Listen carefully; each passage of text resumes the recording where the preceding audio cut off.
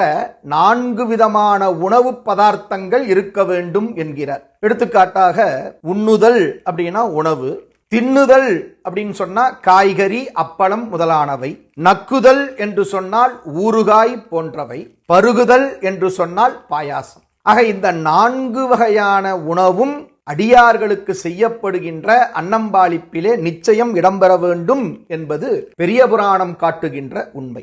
அது மட்டுமல்ல, உணவிலே 6 சுவையும் நிச்சயமாக இடம்பெற்றிருக்க வேண்டும் என்று சொல்லுகிறார். அது என்ன 6 சுவை? நம் எல்லோருக்கும் தெரியும்.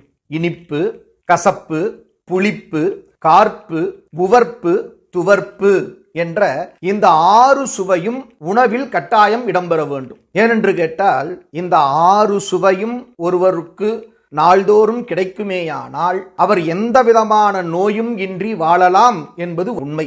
அந்த வகையிலே நம்முடைய இளையான்குடி மாறநாயனார் அடியார்களை தங்களுடைய இல்லத்துக்கு அழைத்து வந்து உண்டி 4 விதத்தில் 6 சுவைத்திரத்தில் அன்னம்பாளிப்பு செய்து மகிழ்ந்தார். அத்தகைய இளையான்குடி மாறநாயனாருடைய திருவடி தாமரைகளை சிந்தித்து உய்வு பெறுவோம்.